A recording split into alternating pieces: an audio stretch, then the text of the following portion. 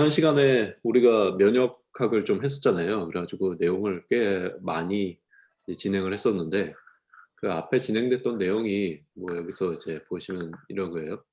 그 면역학의 해부학적 구조 그리고 선천 면역에 대해서 주로 얘기를 했었고요.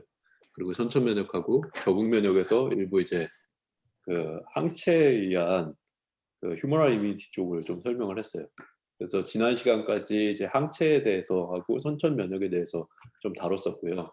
이번 시간에 할 거는 이제 세포성 면역에 관한 내용이에요. 그래서 이 적응 면역이 크게 이제 두 가지가 있다고 그랬는데 전에 이 그림을 봅시다. 크게 보면은 면역은 크게 보면은 선천 면역과 적응 면역으로 나눌 수가 있고요. 그리고 선천 면역에 대해서 지난 시간에 우리가 같이 이야기를 했었고요. 그리고 적응 면역 중에서 이제 휴머럴 이뮤니티가 있고 얘는 이제 항체에 의해서 유도되는 면역이에요. 그리고 여기에 관련되는 것은 둘 다 이제 적응 면역은 그 림프구가 관여를 하는데 림프구 중에서 항체를 만드는 거는 주로 B셀이기 때문에 B세포에 의한 면역을 우리가 이제 체액성 면역이라고 얘기를 해요. 나머지 이제 세포성 면역에 대해서 이번 시간에 얘기를 할 거고요. 세포성 면역은 T셀에 의해서 유도되는 면역을 이야기를 합니다. 그래서 지난 시간에 우리가 이야기했던 게 여기까지 얘기했었죠. 그래서 1차 반응과 2차 반응을 얘기했었고 그리고 이거는 항체에 의해서 유도되는 면역이다. 그래서 요즘에 하는 이제 예방접종이나 뭐 그런 거와 관련해 가지고 조금 설명을 드렸던 걸로 기억이 납니다. 이번 시간에 이제 할 거는 세포성 면역에 대해서 할 건데 일단 기능을 먼저 봅시다. 자, 세포성 면역 T세포들은 이제 뭘 하느냐 하면은 세포성 면역에서 관여하는 게 크게 보면은 이제 T세포가 주가 되고요. 여기서 이제 작동하는 매개체, 이 B세포 같은 경우에는 매개체가 이제 항체였죠.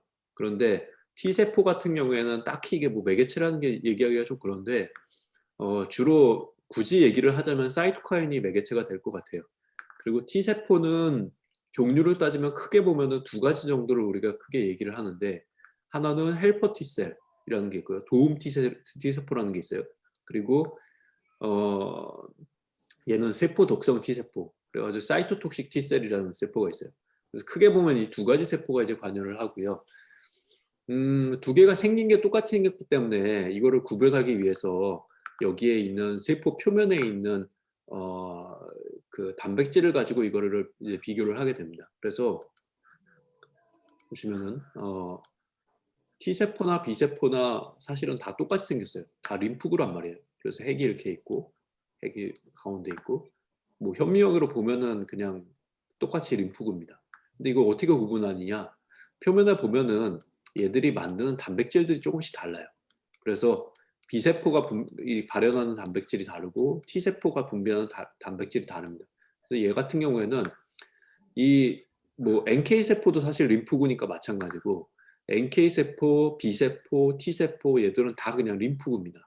근데 그 중에서도 얘들이 기능을 보니까 다른 기능을 하고 있다는 것을 이제 발견을 해냈고요.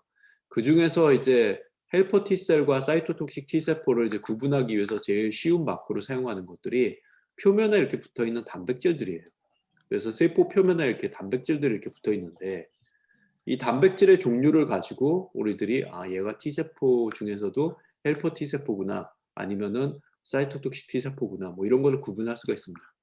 그래서 헬퍼 T세포가 가지고 있는 고유의 단백질이 CD4라는 단백질을 세포 표면에 발현을 하고 있는 거예요. 그래서 여기 보면은 세포 표면에 얘는 CD4가 나오고 얘는 뭐 CD8이 나온다. 그러면은 이거를 보고 얘들은 헬퍼 T셀이구나. 얘는 사이토톡식 T셀이구나. 뭐 이런 것들을 구분을 할 수가 있습니다. 얘도 어떻게 이것들을 찾아내냐. 항체를 붙여봐요. 그래서 여기에다가 림프구 표면에다가 항체들을 이렇게 붙입니다. 그럼 항체들이 달라붙으면은 얘들이 뭐 쓰기가 좀 힘든데 뭐 마우스를 쓰고 있어서 그래요. 안티 CD4 포지티브 그 CD4를 인시하는 항체를 붙여보는 거예요. 그러면은 이 항체가 여기에 붙으면은 얘들은 CD4 항체를 가지고 항원을 갖고 있는 거고요. 안 붙으면은 CD4가 없는 거죠. 그래서 이 항체를 붙여봐가지고 항체가 붙느냐 안 붙느냐를 보고 얘들이 CD4가 있느냐 없느냐를 따져가지고 헬퍼 T셀, 뭐 사이토톡식 T셀 이렇게 나눕니다. 그리고 B셀과 T셀을 구분을 하기도 하는데 이건 뭐 여담이지만 B셀과 T셀을 구분하는 것도 있을 거 아니에요. 얘는 T셀에만 나오는 항원이 CD3라는 항원이 나와요. 그래서 CD3가 있으면 얘는 T셀로 봅니다. 그래서 뭐 CD4나 이 T세포들은 얘들은 다 CD3가 다 포지티브겠죠. 그리고 B셀 같은 경우에는 CD3 항원이 없습니다. 그런 걸 가지고 이제 표면 항원을 가지고 얘들을 구분을 하고요. 그 중에서 이제 CD3가 있는 애들 중에서 얘들은 다 T셀이니까 얘들 중에서 CD4가 있으면은 헬퍼 T셀, CD8이 있으면은 뭐 사이토톡식 T셀 뭐 이렇게 구분을 합니다.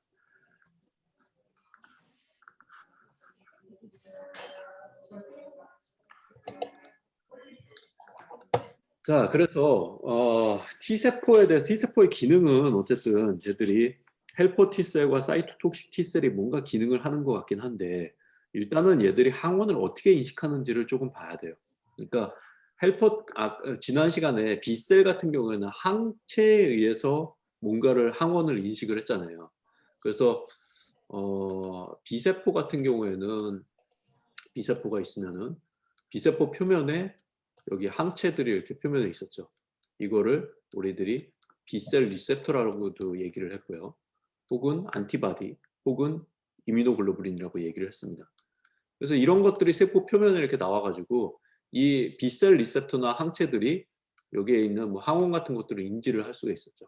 그래서 이게 단백질이 되건 탄수화물이 됐건 뭐 리피드가 됐건 간에 항체들은 대부분의 뭐 항원들을 이렇게 인식을 할 수가 있습니다. 생체 물질 같은 경우에는 대부분 다 인식을 할 수가 있고요. 이게 떨어져 나와가지고 항체가 이렇게 돌아다니게 되더라도 얘는 똑같은 항원에 대해서 인지를 할 수가 있는 거죠. 그래서 B세포에서 만들어내는 항체들이 어떤 특정 이제 항원들을 인식할 수가 있게 됩니다. 그럼 T세포도 표면에 이제 T세포의 T셀 리셉터들이 존재를 합니다. 그럼 T셀 리셉터들이 존재를 해가지고 얘들이 특정 항원들을 인지해서 뭐 세포를 죽이거나 아니면 면역 반응을 일으키거나 뭐 그런 반응들이 일어나게 될 텐데 T셀 리셉터는 어떻게 그러면은 항원을 인지를 하느냐라는 게 여기서 이제 우리가 공부를 해야 될 내용입니다. 그래서 B셀의 리셉터가 인지하는 방법과 T셀 리셉터가 인지하는 방법이 굉장히 달라요. 그래서 전혀 다르기 때문에 얘들이 어떻게 항원을 인지하는지를 알아야지 뒤에 뭔가 이제 뭐 T세포를 가지고 얘기하는 내용들이 다 이해가 갈 수가 있습니다. 그래서 T세포가 뭔가를 인지하는 과정에 꼭 필요한 몰레큘에 대한 설명이 필요한데 그게 이제 MHC라는 몰레큘입니다. 그래서 MHC라는 몰레큘을 우리들이 먼저 좀 이해를 해야지 T세포가 뭔가 항원을 인지하는 것들을 우리들이 이해를 할 수가 있습니다. 그래서 MHC를 먼저 좀 설명을 좀 드릴게요.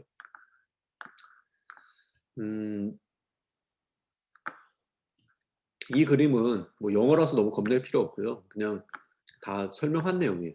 이쪽은 이제 그 휴머럴 이뮤니티 그리고 체액 면역이고요. 그리고 이쪽이 이제 세포성 면역을 얘기를 합니다. 체액성 면역과 세포성 면역에 관여하는 게 체액성 면역에 관여하는 거는 B세포가 관여한다고 그랬고 그리고 세포성 면역에는 T세포들이 관여한다고 그랬죠. 그리고 T세포에는 크게 보면 헬퍼 T셀과 사이토톡식 T셀이 있다고 얘기를 했고요. 그리고 여기서 이펙터로 작용하는 거는 여기서는 항체가 분비돼 가지고 항체가 작용을 하는 거고요.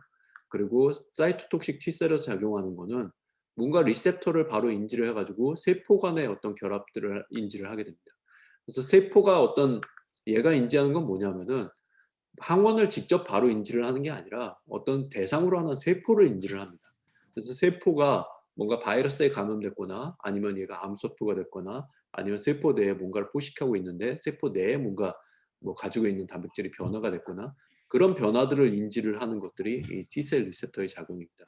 그럼 T셀들의 작용은 결국 이 감염된 셀들이나 아니면은 뭔가 암세포 같은 것들을 인지해 가지고 이런 세포를 죽이거나 아니면 이런 세포를 인지했을 때 면역 반응을 일으키는 것들이 얘들의 주 기능이게 됩니다. 그래서 보시면은 자 지난번에 휴머럴 이뮤니티에 설명했을 때 얘들의 기능은 뭐 뉴트럴라이제이션 이런 것들이 중요하다고 얘기를 했죠.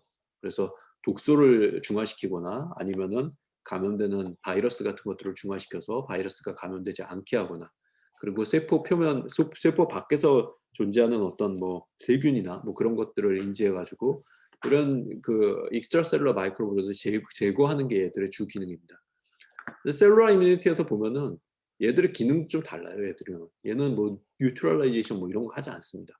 주 기능이 뭐냐면은 뭐 뭔가를 포식을 했을 때 매크로파지를 매크로파지 그러니까 이 큰 포식 세포들이 뭔가를 뭔가를 잡아먹었을 때 그 잡아먹은 것들이 세포 안에 있을 거 아니에요.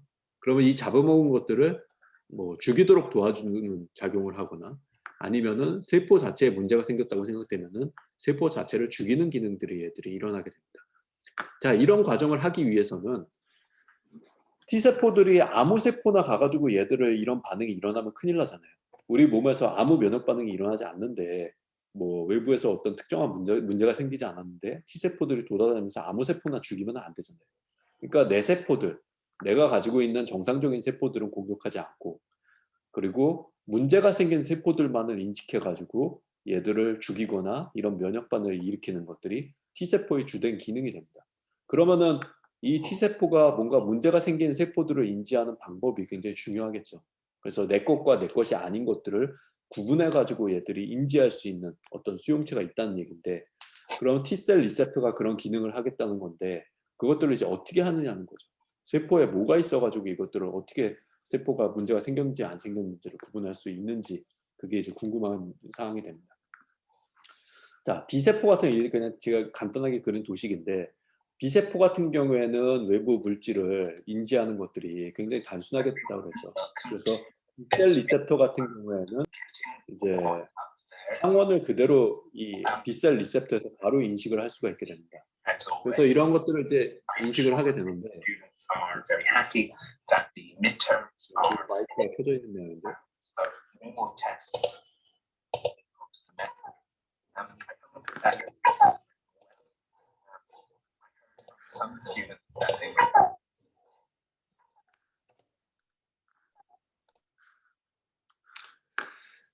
자, 목소리 잘 들려요?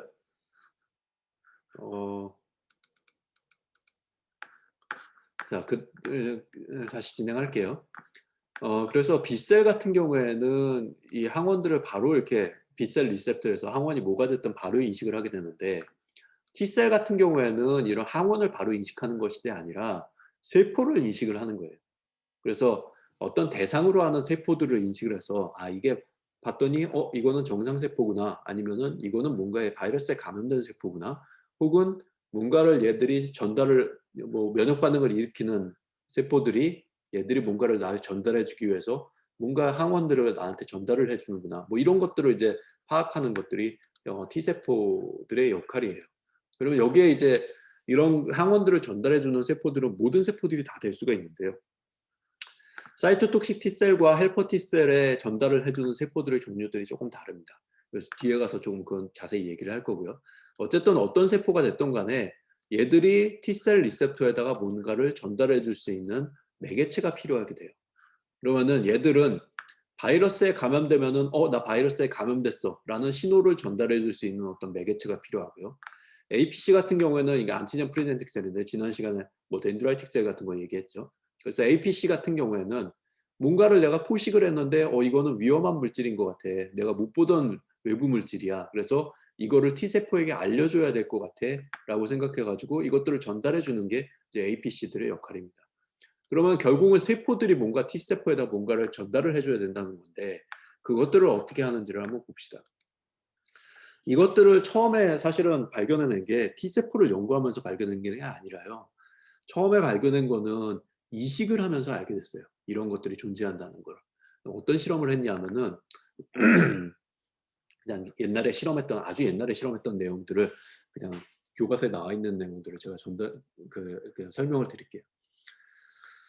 자, 인브레드 마이스라는 게 있어요. 인브레드 마이스는 뭐냐면은 우리 사람으로 치면은 일랑성 쌍둥이 같은 거라고 생각하면 돼요. 그러니까 유전적인 배경이 완전히 동일한 쥐들을 얘기를 합니다. 그래서 인브레이드 마이스 A 그러면은 얘들은 일란성의 쌍둥이인 쥐들이 잔뜩 있는 거예요. 그래서 얘들은 A라는 유전자를 가지고 있는 마우스들의 집합을 얘기를 합니다. 인브레이드 마이스 B는 당연히 유전자가 다른 애들겠죠. 얘는 B니까. 그래서 A랑 B의 유전적 배경이 이제 다른 애들을 대상으로 실험을 했습니다. 자, 여기서 인브레드 마이스 A에서 조직을 띄워가지고 이 조직에 있는 피부를 띄워가지고 다른 마우스에다가 이제 이식을 했어요. 근데 이건 같은 주에다 이식을 한 게 아니라 얘는 인브레드 마이스 A-1이고요. 얘는 인브레드 마이스 A-2입니다. 그래서 일란성 쌍둥이라고 치면은 얘는 쌍둥이 1이고 얘는 뭐 그 쌍둥이 형인 거예요. 걔한테 조직을 띄워가지고 얘한테 이식을 했더니 피부 이식을 했더니 아무 문제가 없어요. 그냥 피부가 이식된 채로 잘 살 수가 있습니다. 근데 다른 마우스, 얘는 다른 패밀리인 거죠. 유전적 배경이 다른 애한테서 조직을 띄워가지고 그거를 인브레드 마이스 A한테 이제 접종을 했어요. 조직을 이식하고 났더니 이건 시간이 지나고 나니까 몇 주 지나니까 조직이 다 죽어버렸어요. 자, 그러면은 자, 일란성 쌍둥이 같은 경우에는 조직 이식이 완전히 가능하다는 얘기예요. 그래서 유전적인 배경이 완전히 동일하면은 내가 팔을 띄워다 갖다 붙이건 간을 띄워다 붙이건 조직에 대해서 거부 반응이 거의 없다는 얘기예요. 그래서 쌍둥이끼리는 뭐 조직을 이식하는 아무 문제가 없다. 그러면은 유전적 배경이 다른 쥐한테 이걸 접종을 했을 때 이 조직 이식을 할 때 거부 반응이 생긴다는 거는 조직이 죽었다는 얘기는 결국은 어딘지는 알 수가 없지만 우리 유전자의 어떤 부분에 의해 가지고 조직 이식이 될 수 있는지 없는지를 결정하는 부위가 있다는 얘기예요. 그렇죠? 그래서 유전자의 어느 부위가 우리가 조직 이식을 할 수 있는 부분을 결정하는 어떤 특정 부위가 있다는 것들을 이제 찾아냈고요. 이런 것들을 알 수 있게 됐고요. 과연 그러면은 이게 어디냐 도대체 어떤 유전자의 어떤 부분이 이 이식을 할 수 있는지 없는지를 결정을 하는 거냐. 그거를 사람들이 이제 열심히 찾았습니다. 면역학자들이 이제 찾아가지고 그 유전자 부위를 찾아낸 부위가 뭐냐면은 바로 이 MHC라는 부분입니다. 그래서 이 MHC 부분을 찾아가지고 그래서 그게 뭐 한 유전자의 어느 뭐 한 유전자 부위는 아니고 이것들이 어느 크로모즘의 어떤 특정 부위가 이 기능을 한다는 걸 알게 됐는데 그래서 이름을 붙여놓기를 이게 이름 자체가 조직 이식과 관련된 복합체라고 이름을 붙여놨습니다. 그래서 메이저 히스터 컴패티빌리티 컴플렉스라는 이름을 붙여놨어요. 그래서 조직 이식의 주요 조직 적합성에 관련된 복합적인 부위라고 이제 얘기를 해놨습니다. 이거는 MHC라고 보통 우리가 얘기하면은 자, 영어로 써 있지만 제가 오히려 영어로 쓰는 게 한글로 쓰는 것보다 더 이해하기가 쉬울 것 같아요. 그냥 영어로 놔뒀어요. 번역하기가 좀 그래가지고 더 이해가 안 될 것 같더라고요. 그래서 자, 보면은 얘는 라지 제네틱 로커스예요. 그러니까 유전적인 어떤 특정 부위를 얘기해요. 이거는. 그러니까 우리 크로모좀에 있는 어떤 특정 염색체 내의 어떤 부위를 얘기를 합니다. 근데 이 부위는 뭘 가지고 있냐면은 자, highly polymorphic gene을 가지고 있어요. 그러니까 굉장히 다양성을 가진 유전자를 가지고 있다는 얘기입니다. 그리고 여기에서는 이 유전자에서 뭘 인코딩하고 있냐면은 T 림포사이트에서 인지되는 T 림프구에 의해서 레코그나이즈 되는 펩타이드가 바인딩 되는 몰레큘을 인코딩한다. 자, 이해가 되나요? 그러면은 이 부위가 결국 뭐냐면은 얘는 어떤 특정 유전자를 얘기하는 거고요. 어떤 그림으로 그리면 도움이 될까? 어떤 얘는 유전자를 얘기를 하는데 뭐 DNA겠죠. DNA일 텐데 우리 크로모점이 두 개 있으니까 엄마께 있고 아빠께 하나 있을 거 아니에요. 그러면은 우리가 한 쌍으로 돼 있으니까 어머니로부터 받은 게 있고 아버지로부터 받은 게 있고 하나씩 있을 거예요. 여기 안에 어떤 특정 유전적 부위를 우리가 이제 MHC라고 얘기를 합니다. 근데 이 MHC에서 나오는 유전자를 봤더니 이 유전자에 의해서 어떤 단백질들이 만들어지는데 이 단백질이 무슨 기능을 하느냐 하면은 이 단백질은 어떤 펩타이드와 결합할 수 있는 단백질이에요. 그래서 여기에는 어떤 이제 펩타이드들이 붙을 수가 있습니다. 펩타이드는 아미노애시드 여러 개가 붙어 있는 거를 이제 펩타이드라고 그러죠. 자, 펩타이드와 프로테인과의 혹시 차이를 알아요? 서민경 학생 마이크 돼요? 네, 혹시 펩타이드와 프로테인 차이가 뭔지 알아요?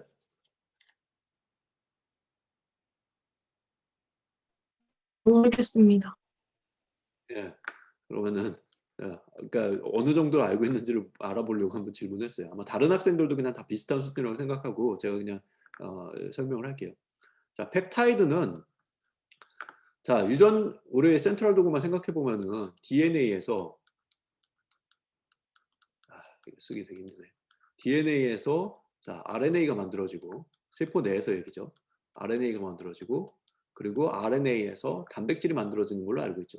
그렇죠? 이게 센트럴 도그마죠. 근데 DNA에서 RNA가 만들어지고 RNA에서 단백질이 만들어질 때 RNA가 결국 붙는 게 만들어지는 게 뭐냐면은 라이보점을 통해 가지고 mRNA를 읽어서 여기서 라이보점에서 만들어지는 게 하나의 코돈을 읽은 다음에 여기서 만들어지는 게 아미노 애시드를 하나씩 만들죠. 그래서 아미노 애시드가 뭐 이게 뭐 A일 수도 있고 T일 수도 있고 뭐 G일 수도 있고 뭐 다양한 이제 아미노 애시드를 쭉 만들어냅니다. 그래서 아미노 애시드는 이 아미노 애시드 한 개, 아미노산 한 개를 얘기를 하는 거고요. 아미노산이 쭉 읽다 보면은 이것들이 쭉 이제 이어서 만들어지나 체인이 만들어지잖아요. 그러면 이 아미노 애시드들이 쭉 만들어져 가지고 만들어진 체인을 우리들이 펩타이드라고 얘기를 합니다. 그러니까 단백질이 되기 직전 상태를 이제 펩타이드라고 얘기를 하는 거예요. 아미노 애시드가 제일 작은 이제 단위고요. 아미노산들이 모여가지고 하나씩 붙어가지고 쭉 체인을 만든 것들을 펩타이드라고 얘기를 합니다. 근데 펩타이드는 그렇게 길지 않아요. 보통은 한 아미노산은 한 100개 있는 걸 아미노산 이렇게 펩타이드 그렇게 얘기하지는 않거든요. 그래서 몇십 개 이내 그 정도를 이제 펩타이드라고 얘기를 하는데 펩타이드들이 잔뜩 모이면은 어떤 현상이 벌어지냐면은 얘들은 구조도 조금씩 다르고 그리고 얘들이 가지고 있는 이제 pH나 전하 같은 것도 조금씩 달라지죠. 그래서 얘들이 아미노산들이 쭉 이제 늘어서 있다 보면은 얘들끼리 이게 길게 체인을 만들다 보면 이렇게 얘들끼리 체인 구부러지기도 하고 서로 붙는 부위도 생기고 이렇게 구조를 이제 만들게 됩니다.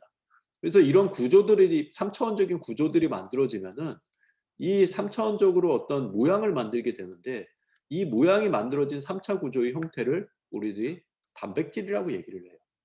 그러니까 단백질은 우리들 뭘 생각할 수 있을까? 그냥 철사 같은 것들을 그냥 아미노산이라고 그러니까 철사 같은 것들을 우리들이 펩타이드라고 생각하면은 철사를 가지고 우리들이 모아가지고 그것들을 구부려가지고 무슨 공예품을 만들어낼 수가 있잖아요. 그러면은 만들어진 공예품이 단백질이라고 생각하시면 돼요. 그러면은 이 MHC라는 거는 MHA에서 만들어낸 단백질이 있는데 이건 어떤 수용체 같은 거겠죠. 그래서 단백질이 있는데 이 단백질에는 뭔가 펩타이드가 붙는다는 얘기예요. 이 단백질에 이런 펩타이드 몇 개로 구성된 아미노산이 서열을 쭉 이어져 있는 그런 것들이 이제 붙는 단백질이라는 걸 알게 됐어요. 근데 이 단백질이 통째로 이 프로테인과 펩타이드는 T세포 리셉터에 의해서 인지가 되는 거예요. 그럼 T세포 리셉터는 이 그냥 항원을 인지하는 게 아니라 이 MHC라는 유전자에서 만들어낸 단백질과 그리고 여기에 결합되어 있는 펩타이드를 통째로 인식해 가지고 T셀 리셉터가 인지를 하게 됩니다. 결국은 얘가 인지하는 거는 이 프로테인은 MHC는 우리 유전자에 있는 거니까 어떤 세포의 변화를 인지하는 거는 이 펩타이드가 종류가 계속 바뀌기 때문에 T세포가 이거는 내 몸 안에 있는 세포구나 아니면은 이 세포에 뭔가 문제가 생겼구나 그것들을 구분하는 거는 결국은 이 펩타이드가 뭐냐에 따라서 이제 결정이 되게 돼요. 자 여기까지 따라와요? 혹시 이해 안 되는 거 있거나 다시 설명해 줬으면 하는 게 있어요? 자, 이 부분이 좀 어려운 부분이라 책에도 자세히 설명이 없고 대부분의 면역학 책에서 이거를 자세히 설명을 안 하고 그냥 두리뭉실 대충 넘어가요. 근데 이 부분을 이해를 못하면은 T세포 면역이 다 통째로 이해가 안 돼요. 그래서 이 부분은 여러분들이 확실히 이해를 하고 넘어가야 되거든요. 그래서 혹시 그 설명한 거에서 이해가 안 되거나 혹은 다시 설명을 해줬으면 하거나 그러면은 얘기를 꼭 해주세요. 채팅창으로 이해가 안 되는 거를 남기셔도 좋습니다. 그러면은 제가 보고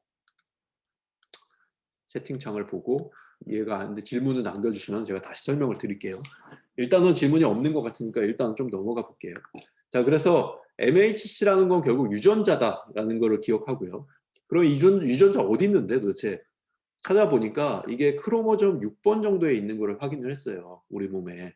그래서 크로모점 어디 있는 건 중요하지 않고요. 그러면 여러분들이 그걸까지 외울 필요는 없고 일단 사람에 있는 MHC를 우리들이 HLA라고 부릅니다. 그리고 쥐에 있는 MHC를 H2라고 불러요. 이거 동물에 따라서 이름이 다른데 사람만 기억합시다. 사람에서는 HLA라고 부르는데 이게 MHC예요. 결국 MHC랑 똑같은 말이고 이 유전자의 이건 크로모점이죠. 유전자 크로모점을 보니까 이 안에 다양한 단백질을 만드는 이제 코딩하는 부분들을 발견을 했어요. 그래서 이 DNA에는 크로모점에는 우리가 인트론과 엑손이 있잖아요. 생물을 배웠던 거 한번 기억해봐요. 그래서 인트론과 엑손이 있는데 인트론 부위는 단백질을 만들지 않는 부위를 얘기를 하고요. 엑손 부위는 단백질을 만드는 부위를 얘기를 합니다. 그래서 여러 가지 이제 엑손 부위들을 이제 있는 것들을 확인했고 여기서 다양한 단백질들을 만들 수 있구나라는 것들을 확인했습니다. 그래서 MHC에 관련된 것들을 보니까 나중에 이걸 확립을 했는데 MHC 중에서 클래스 1으로 구분한 것도 있고 클래스 2로 구분한 것도 있어요. 클래스 1에는 뭐 A, B, C로 우리들이 이제 이름을 붙여놨고요. 클래스 2 같은 경우에는 DP, DQ, DR 뭐 이렇게 이름을 붙여놨습니다. 이런 부위들이 결국 보니까 이러한 부분들이 뭐 결국은 이제 그 이식을 할 때 이게 이식을 할 수 있느냐 없느냐를 결정하는 부위라는 것들을 이제 발견을 해낸 거예요. 그래서 A라는 예를 들면 MH 클래스 1 부위에 A라는 부분이 유전자가 많이 다르면은 이식을 A라는 사람에서 B라는 사람한테 이식을 했을 때 이 A나 B, C 이런 MH 클래스 1의 로커스 부분이 유전자 차이가 많이 나면은 이식을 했을 때 거부 반응이 생길 가능성이 굉장히 높아지는 거예요. 근데 이 부위가 굉장히 유사하다 그러면은 이식을 해도 거부 반응이 생길 가능성이 별로 없습니다. 그래서 우리들이 그 조직 이식을 할 때 아니면 뭐 간 이식을 하거나 무슨 이식을 하거나 뭐 그런 것들을 하잖아요. 그랬을 때 뭐 이식할 수 있는지를 검사를 해봐야 된다라는 게 그 검사하는 게 이 유전자를 확인을 하는 거예요. 그래서 MHC 부분에 해당되는 이 클래스 1과 클래스 2 부위의 유전자를 확인해보고 이 유전자 부위가 유사함이 높으면은 이식이 좀 그래도 가능할 거다라고 얘기를 하는 거고 이 부위가 굉장히 다르면은 이식 불가능하다고 얘기를 하는 거예요. 자, 그 부분은 조금 뒤에 얘기를 할 거고요. 그 이외에도 MHC 클래스 1과 2에 해당되는 단백질 말고도 다른 단백질들도 많이 있는 걸 확인을 했어요. 여기서 요 유전자에 해당되는 부분들을 보니까 여러 가지 뭐 사이토카인 같은 것들을 만들어낸 유전자도 여기 포함이 되어 있고요. 컴플리먼트에 관련된 단백질들도 여기 포함이 되는 것들을 확인을 할 수가 있었습니다. 그래서 MHC는 일단 유전자다. 이거는 우리 몸의 크로모점 안에 있는 유전체 안에 있는 어떤 특정 부위를 얘기한다라고 생각하시면 되고요. 이 유전자에서 만들어진 단백질은 우리들이 MHC라고 안 하고 엄밀하게 얘기하면 MH 분자라고 얘기를 합니다. 그래서 MHC 몰레큘이라고 얘기를 하는데 자, 이 MHC 몰레큘이라는 거는 단어 정의를 보면은 이래요. 헤테로다이머릭 멤브레인 프로테인이다. 그러니까 얘가 다이머예요. 그러니까 얘는 한 개가 아니라 두 개로 이루어지는 거예요. 이게 어떤 세포 표면에 이제 발현되는 멤브레인 프로테인인데 이게 뭐 세포로 치면은 이제 세포 표면에 있는 멤브레인 프로테인이라고 칩시다. 그러면은 리피드 멤브레인이라고 치면은 플라즈마 멤브레인이에요. 그러면 세포 표면에 얘는 멤브레인에 나와 있는 단백질을 얘기를 하는 거예요. 멤브레인 프로테인 단백질인데 얘가 하나로 돼 있는 게 아니라 그림이 잘못 그렸다. 하나로 돼 있는 게 아니라 이렇게 두 개의 단백질이 나와서 뭉쳐져 있는 헤테로다이머릭 프로테인이라는 거예요. 헤테로다이머릭인 건 뭐냐면 다이머라는 거는 두 개의 몰레큘이 붙어 있다는 얘기고요. 그리고 헤테로다이머라는 거는 두 개가 똑같은 단백질이 두 개 모여 있는 게 아니라 다른 두 개의 단백질이 모여 있는 프로테인이라는 얘기예요. 그래서 요 두 개의 A라는 단백질과 B라는 단백질이 모여가지고 만들어진 분자라는 얘기고요. 헤테로다이밍 멤브레인 프로테인인데 자, 얘는 어디서 인코드 되냐 하면은 MHC 로커스에서 유전자에서 만들어진 거고요. 어떤 기능을 하느냐? 펩타이드를 디스플레이하는 몰레큘이다. 여기에 펩타이드를 이렇게 얹어가지고 이 펩타이드를 보여주는 기능을 하는 단백질이에요. 그래서 이게 어디에 인식되냐면은 나중에 T세포의 T셀 리셉터에 의해 가지고 인식되는 부위다라는 얘기입니다. 자, 여기까지. 이해돼요? 이 부분 되게 중요해요. 네. 이해 안 되면 꼭 얘기해줘요. 자, 그래서 MHC 분자에 대해서 얘기를 했고요. MHC 분자는 다시 요약하면은 MHC라는 어떤 우리 몸에 있는 유전체 특정 부위에서 만들어지는 단백질이고요. 그 단백질은 헤테로다이머릭 멤브레인 프로테인인데 이 멤브레인 프로테인의 기능은 뭐냐면은 펩타이드를 얹어가지고 이것들을 디스플레이하는 기능을 하게 되고 이 보여진 이 펩타이드와 MHC는 누구에 의해서 인지되냐면은 T셀 리셉터에 의해서 인지가 되게 됩니다. 그래서 MHC 분자는 우리 몸에서 만들 수 있는 MHC 분자는 그렇게 많지가 않아요. 기껏해야 뭐 한 몇십 개 안쪽일 거예요. 근데 여기에 얹어 있는 펩타이드 분자는 정말 뭐 10에 한 12승 정도 개의 다양한 펩타이드 분자를 얹어낼 수가 있습니다. 그래서 이 펩타이드 분자는 계속 이제 바뀌어요. 이 펩타이드는. 이게 펩타이드가 없이 구성될 수 있는 단백질은 아닌데 MHC 분자에는 펩타이드가 뭔가를 항상 얹어가지고 나가긴 하는데 이게 계속 이제 다른 단백질들을 얹어가지고 이제 나가게 됩니다. 자, 그 프로세싱 되는 거는 뒤에 좀 더 보도록 하고요. 일단 여기까지. 그래서 MHC 분자의 모양을 보면은 이렇게 생겼어요. 자, 이거는 이제 대상 세포고요. 세포에서 발현되는 표면에 발현되는 MHC 분자를 얘기하는 거고요. MHC 분자에는 펩타이드가 이렇게 항상 붙어 있습니다. 이 펩타이드 분자를 누가 인식하느냐? T셀 리셉터가 와가지고 이 MHC 분자와 그리고 여기에 얹어 있는 펩타이드를 같이 인식해서 아, 이게 내 세포구나 아니면은 내 세포가 평소에 보던 내 세포가 아닌데 이상한 세포인데 뭐 그런 것들을 이제 인지해가지고 구분을 하게 됩니다. 생긴 거는 이렇게 생겼고요. 그래서 MHC에는 클래스 1과 클래스 2 MHC 진이 있다고 위에 이제 봤었죠. 근데 거기에서 보면은 이게 클래스 1하고 클래스 2하고 인지되는 그 T셀이 달라요. 그래서 헬퍼 T셀 같은 경우에는 MHC 클래스 2 몰레큘을 인지를 하고요. 사이토톡식 T셀 같은 경우에는 MHC 클래스 1만 인지를 할 수가 있습니다. 이건 그냥 외우세요. 뭐 방법이 없습니다. 그래서 그냥 이거는 우리가 과학하는 사람들이 그냥 발견해낸 현상이고요. 헬퍼 T셀에 의해서 헬퍼 T셀이 결합하는 거는 MHC 클래스 2 몰레큘 그리고 사이토톡식 T셀이 인지하는 거는 MHC 클래스 1 몰레큘을 얘기를 합니다. 그래서 얘들을 인지해가지고 할 수 있는 역할들도 다르죠. 그래서 MHC 클래스 1과 MHC 클래스 2가 발현되는 세포 종류가 달라요. 그래서 분포 정도가 이제 다르게 나타나고요. 그 뒤에 가서 아마 조금 더 설명을 할 수 있을 것 같고요. 그리고 MHC 몰레큘의 특징은 굉장히 폴리몰픽하다는 얘기입니다. 다양성이 굉장히 높아요.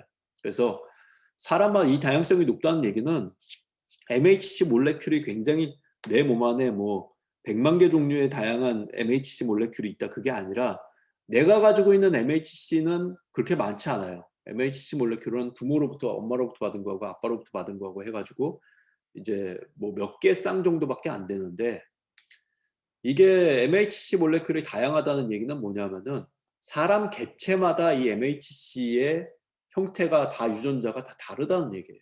그래서 우리들이 뭐 단일 민족이라고 얘기하고 다 한국인이지만 우리들끼리도 이 유사한 MHC를 찾기는 굉장히 어려워요. 그렇기 때문에 이식을 하는 게 아무한테나 이렇게 뭐 이식을 내가 하고 싶다고 이식을 해줄 수 있고 뭐 그런 게 아니라는 얘기예요. MHC 몰레큘 굉장히 비슷한 사람을 이제 찾아야 되는 건데 예를 들면 아까 MHCA가 있다고 그랬잖아요. 그래서 클래스 1에 이제 ABC가 있다고 그러는데 MHC 클래스 1의 A 같은 경우에는 A의 종류가 지금 보면은 이렇게 숫자가 많이 있습니다. 이것도 뭐 다 표기한 게 아닌데 A부터 1부터 지금 19까지 지금 써 있는데 중간에 다 빠진 거겠죠.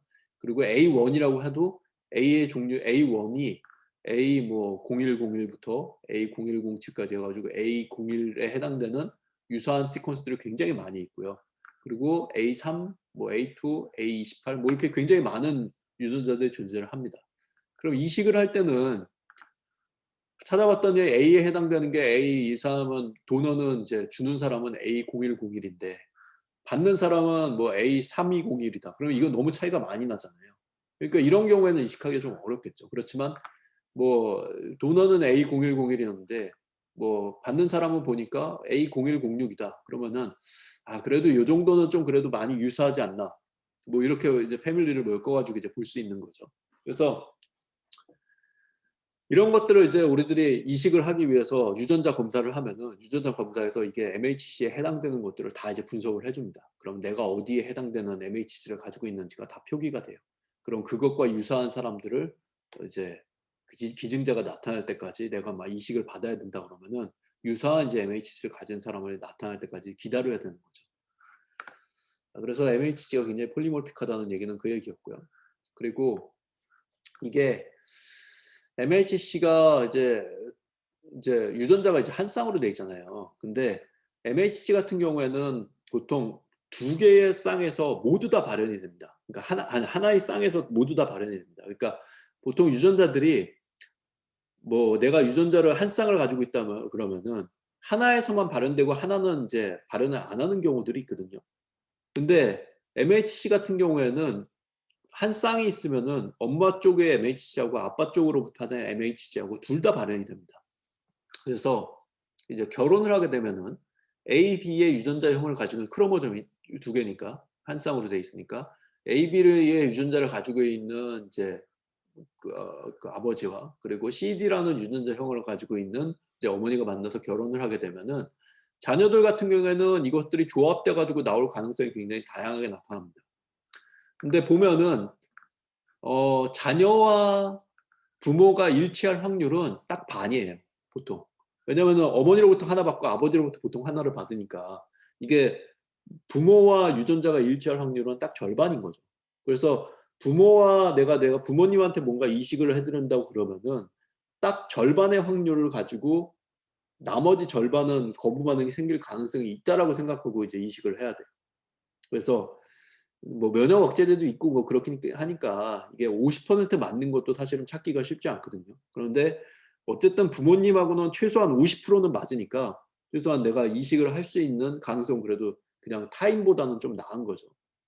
제일 좋은 건 뭐냐면은 형제들 중에 찾는 거예요. 형제들 간에는 사실은 이게 조합이 이루어지는 방식이 여러 가지 있지만 그래도 조합을 통해 가지고 같은 유전자의 형을 가질 가능성이 있잖아요. 그래서 우선은 제일 먼저 하는 게 형제들 중에서 내가 만약에 이식을 받아야 된다고 치면은 형제들 중에서 똑같은 유전자형을 가지고 있는 사람이 있는지를 한번 찾아보고 그게 없으면은 이제 부모나 아니면 자녀한테 이제 이식을 받을 수 있는지를 찾아보고 그것도 안 되면은 이제 모르는 사람들한테 찾아야 되는데 그렇게 기다리는 거는 굉장히 또 오래 걸리죠. 그래서 이런 것들을 결정하는 것들이 결국은 이제 MHC고 MHC가 중요한 거는 T셀에 의해서 결국 인지되기 때문에 중요한 겁니다. 자, 그래서 T셀하고 MHC하고 이것들을 인지를 하게 되는데 결국은 MHC가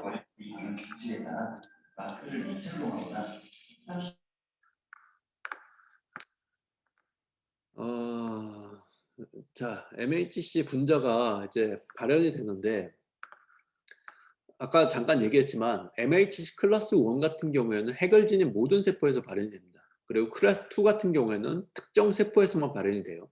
그래서 MHC 클래스 1 같은 경우에는 얘가 인지되는 게 사이토톡식 T셀, 그러니까 CD8 포지티브 T셀에 의해서 얘는 인지가 됩니다. 클래스 2 같은 경우에는 헬퍼 T셀에 의해서 인지가 돼요. 그래서 헬퍼 T셀에서 인지가 되는 것들은 클래스 2를 발현하는 거는 몇 개 세포에서만 특정 세포에서만 발현이 됩니다. 예를 들면 수지장 세포, 지난 시간 뭐 가지세포라고 하는데 이게 덴드라이틱 셀이에요. 그리고 B세포, 뭐 큰 포식 세포, 매크로파지, 뭐 이런 세포에서만 주로 이제 발현이 되게 됩니다. 근데 클래스 1 같은 경우에는 핵을 지닌 모든 세포에서 발현이 돼요. 왜 차이가 나는지는 뒤에 좀 설명을 할게요. 자, 이게 APC라는 말이 있는데 안티젠 프리젠팅 셀이라는 말이 있는데 일단 안티젠 프리젠팅 셀의 기능은 뭐냐면은 자, 외부에서 무슨 항원이 있어요.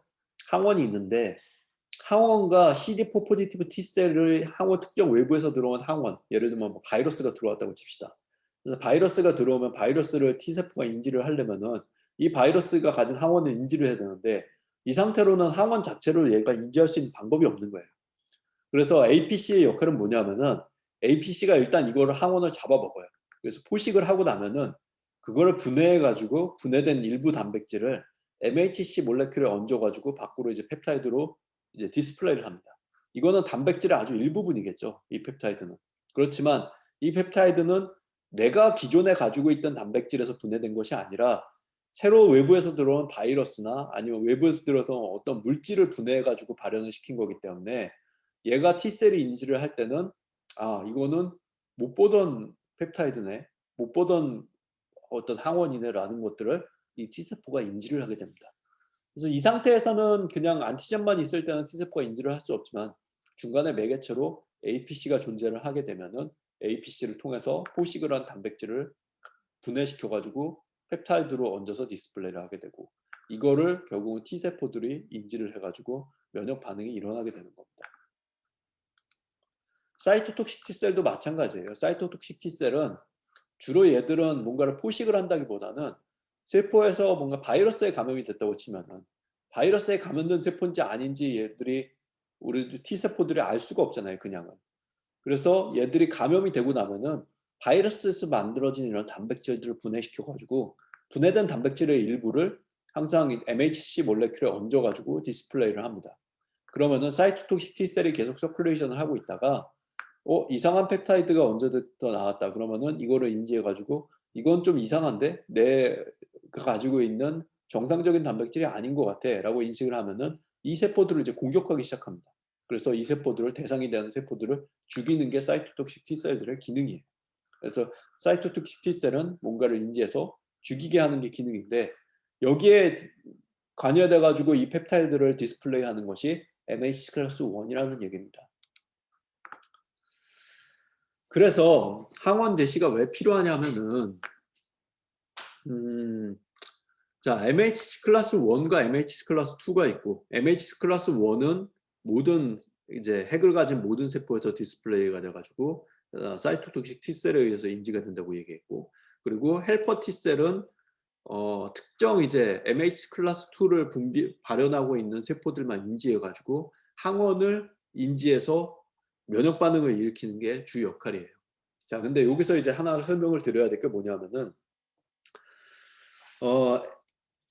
헬퍼 T셀의 기능에 대해서 조금만 더 설명을 드릴게요. 자, 사이토톡식 T셀은 앞에 얘기한 것 같이 사이토톡식 T셀은 기능이 굉장히 단순해요. 그냥 감염이 됐거나 아니면 세포에 문제가 된 세포를 인지해서 그 세포를 죽이는 게 사이토톡식 T셀의 역할입니다. 더 뭐 다른 기능이 없어요. 근데 헬퍼 T셀의 역할은 헬퍼 T셀은 말이 헬퍼지 이름은 헬퍼라고 그래가지고 마치 이게 느낌상은 무슨 보조적인 세포처럼 느껴지잖아요. 뭔가를 도와주는 건가 보다.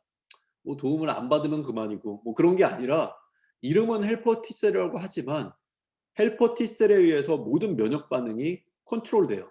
그래서 헬퍼 T셀은 면역 반응의 어떤 컨트롤 타워라고 생각하시면 돼요. 그래서 헬퍼 T셀이 없다 그러면은 면역 반응이 제대로 일어날 수가 없습니다. 그래서 우리 몸에서 예를 들면 바이러스가 들어왔다. 바이러스가 들어왔을 때의 면역 반응하고 우리 몸에서 세균이 들어왔을 때의 면역 반응이 다르게 일어날 거 아니에요.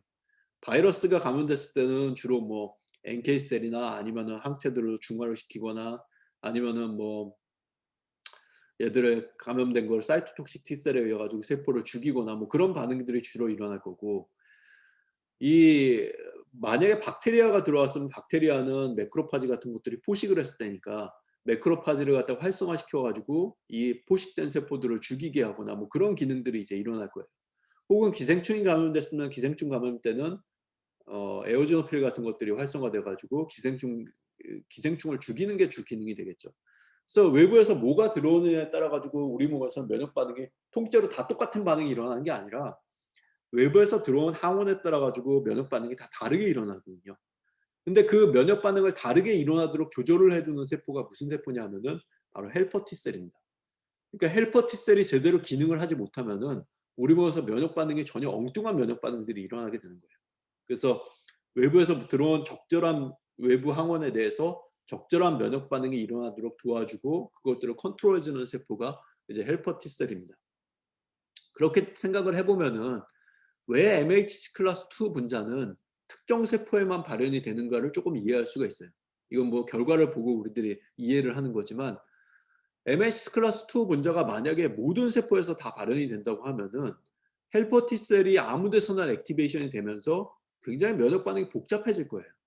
그래서 피부의 세포에 의해서 생기는 MH 헬퍼 T셀의 액티베이션이 되고, 그리고 뭐 스플렌에서도 액티베이션이 되고, 그러면 우리 몸에서 막 여기저기서 MHC 클래스 2 몰레큘에 의해 가지고 면역 반응이 일어나면서 이게 제대로 컨트롤이 안 될 겁니다. 뭐 사공이 많으면 배가 산으로 가잖아요. 그런 것처럼 이 컨트롤 타워를 해줄 수 있는 작용을 하는 세포들은 어떤 특정 세포에 의해서만 활성화될 필요가 있는 거예요.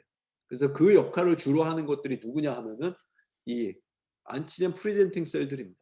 그래서 얘들을 특별히 이름을 붙여가지고 뭐 프로페셔널 APC라고 얘기를 하기도 하는데, 보통은 우리들이 APC 그러면은 이 세포들을 얘기를 합니다. 헬퍼 T셀들을 활성화시킬 수 있도록 MHC 클래스 2 분자들을 발현하고 있는 세포들을 우리들이 APC라고 일반적으로 얘기를 합니다.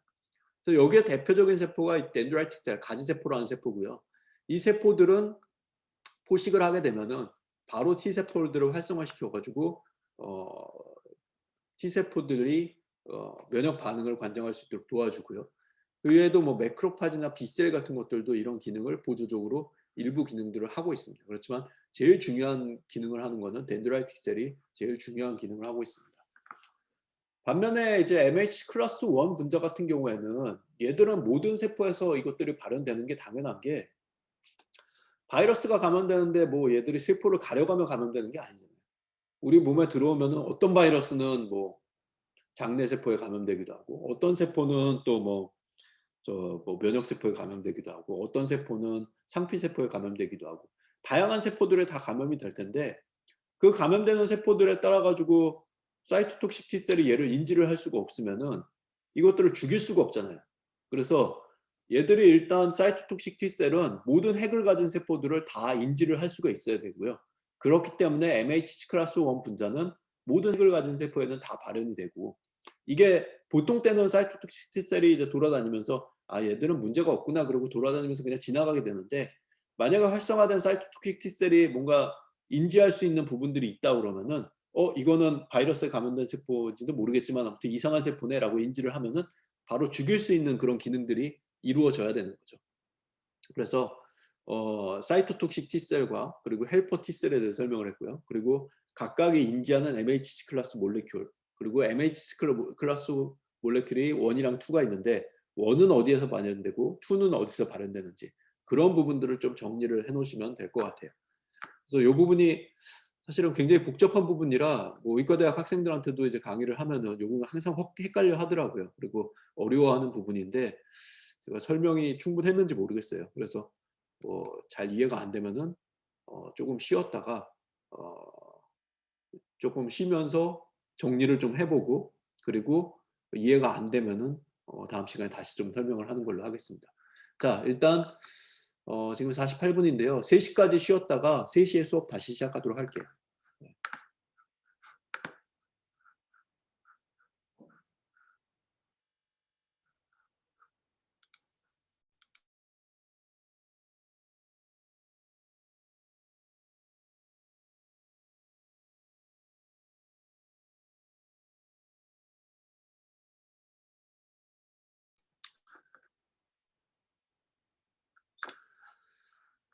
자, T세포의 기능과 작용 기전을 설명할 수 있다.